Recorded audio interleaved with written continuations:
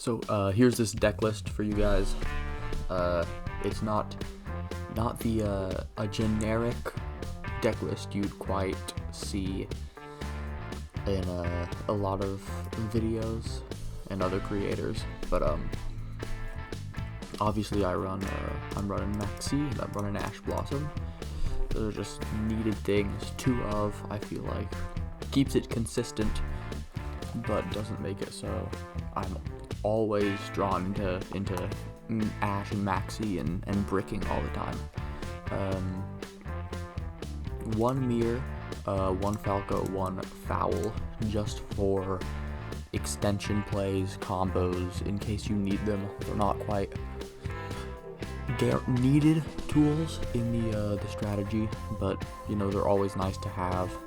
If you have, you need an extender, you have a Foul or a Mirror always there just in case you need it. Obviously 3 Flame Buffalo, 3 Gazelle, and 3 Spinny. Those are no-brainers in a deck like Salad, where you need these starters and extenders, as well as our 2 Foxy, 2 Jack Jaguar, and 1 Lady Debug. Lady Debug is like a Mirror, like Falco, like Foul, where you don't want to see her all the time, but if you end up with Lady Debug in hand with Imperm evenly cross out and called by, like, she's gonna be nice to have, so you can have some kind of extender there, which then you could search out, say, Foul, link into Balinks, summon the Foul, and then do some plays from there. So it all just kind of depends on what you open up with, but she's always nice to have just in case. And we've got our one of Nibiru. You never know when you're gonna need it. Going first, a lot of combo decks. It can really help you. Plus, with Crossout Designator here, we can banish Nibiru if we're the one getting Nibiru'd. So we have 2 different backup plans, ways and reasons to play Nibiru. So 1 Raigeki. This was just like a noob play that I put in, but it's a board breaker. It's really nice to have just in case something goes wrong. You get stuck against like a big Kashtira board or something, and you just need to wipe them. It's always nice to have just the 1 of Raigeki. Obviously, Signet Mining is 2 of for a reason. It is insanely powerful in this strategy, being able to just search almost any monster in this deck. Very, very powerful. 1 of Sanctuary. Get it off of Balinks' effect. You're only really going to need 1 of them. You're not really going to play it in every duel, but if you ever do play it, you're only going to need the 1. As well as 1 Will of the Salamangreat. This is one that I never see played really in other Salad strategies.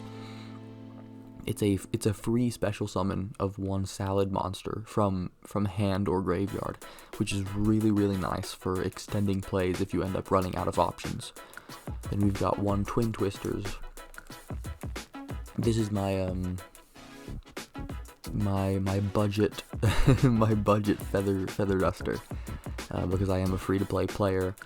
I didn't craft feather duster at all, even though at this point now I could with some of these things that I've pulled but haven't taken apart, but that's neither here nor there. It's nice to have some back row removal. Obviously feather duster is superior, but I'm broke, so this is my option. We've got our 2 called by. Obviously it's called by, we're gonna need it, as well as our 3 Salamangreat Circle. Very, very powerful in this strategy to just search a Salad monster. Really, really good. I already talked about Crossout Designator. I banish a card from my deck to stop an opponent's card, really. So if they have a Nibiru, a Maxi, or an Ash, I can just get rid of that. Now, Salamangreat Transcendence. A card that I never see played in any Salad strategies, really. But it's unique to mine, because specifically I love getting out Pyro Phoenix. Now, obviously, going first, you're not really gonna want to pull out Pyro Phoenix unless, say, you have a Transcendence in hand, or you open with a Roar or a Rage, and then send Transcendence to the grave to pick it back up, using a Gazelle and such.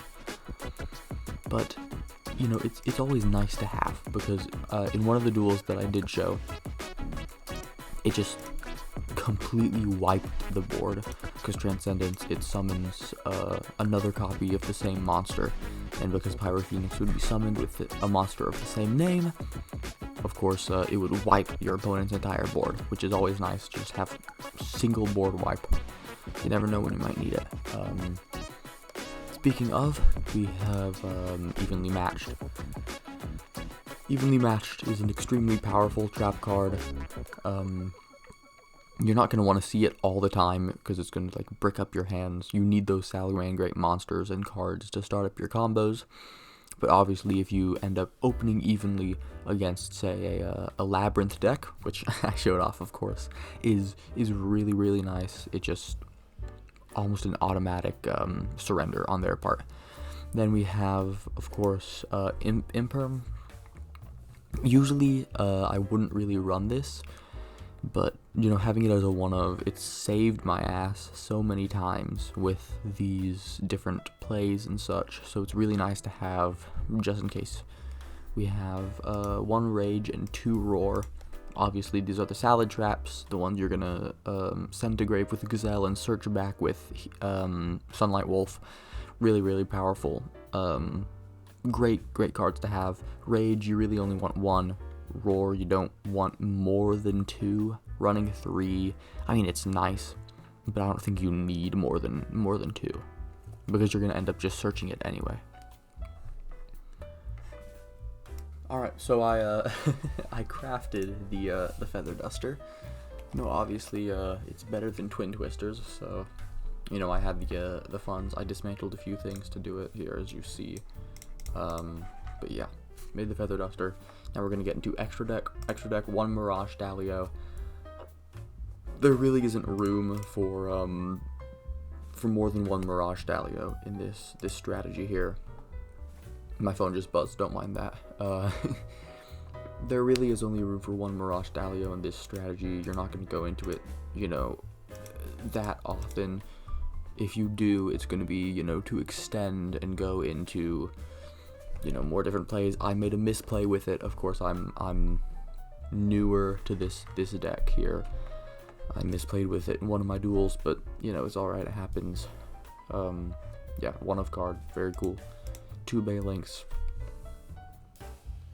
Essentially, for the same reason we have 2 of every salad monster. You know, you just you link into it, it'll get you the Sanctuary, which you'll only use turn 1. You want it in grave to protect from destruction, so if you end up bricking turn 1, you go Balinks, Sanctuary, some of the other Balinks, and you can protect what you have on field, so that you can extend in later turns and such. 1 Lingeribo, very powerful for getting rid of opponent's trap cards. Say you go full combo on turn 2, you don't end up finishing the duel, so you set Lingeribo or summon Lingeribo down to deal with their potential face downs and such. It's nice to have as a one-of just in case. You have Update Jammer. Everyone knows Update Jammer and access code go together like peanut butter and jelly. You know, you're never gonna really play access code without having Update Jammer there, just to OTK the opponent and go insane-o mode. So our 2 Sunlight Wolf, probably the most important card in the extra deck. Sunlight Wolf, you know, it'll if you summon it with the same name, it'll search your sent spell or trap card, so most likely your Roar or your Rage, in order to be able to negate combos and starters your opponent does. Splash Mage, very good generic Cyburst card, just summons, you know, a Cyburst from grave, like Spinny, you know, like Jaguar, just for continued extended plays. Now, this is one that I never really see played, which is Power Code Talker, because it's not very good.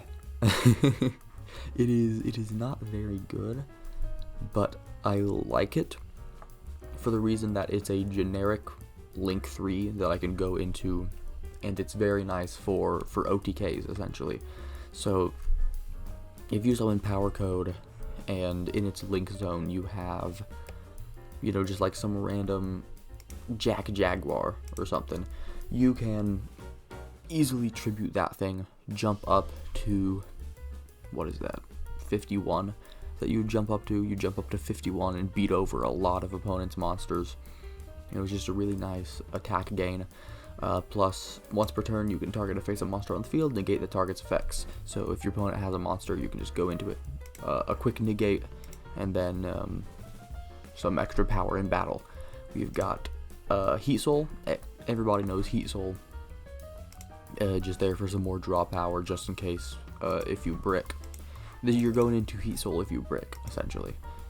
You're not really going into them otherwise. Now this package here, Promethean Princess and Ambloale, very, very powerful. Promethean Princess summons herself from grave after popping an opponent's special summon monster. So essentially, your an ideal end board would be Ambloale, Sunlight Wolf, Roar, or Rage. You know, whatever you're feeling there.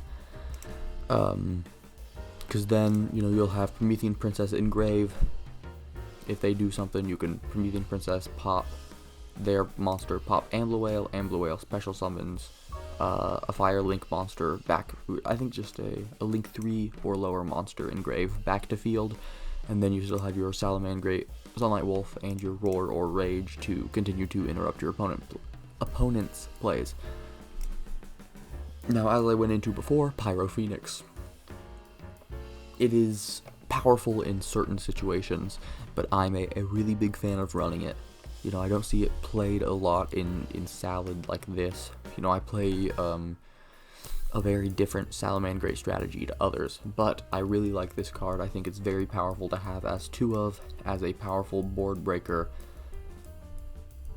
especially in turn 2, to just kind of go into it and break your opponent's board for an OTK. And of course, I already talked about Access Code Talker. Access Code Talker, you guys know this card. It is extremely powerful, and I think I showed it off in one of the duels. Joined in tandem with Pyro Phoenix here. You know, you Pyro Phoenix board break, and then go into access code with it. You get a 6300 access code that'll just is free to attack your opponent directly. So it is very, very powerful with what I have going on here. You know, it's not the perfect Salamangreat strategy, but it is mine. You guys should definitely give it a try if you think it looks fun. You know, of course you don't have to, but I highly recommend it. And I will catch you guys later. Peace out, guys.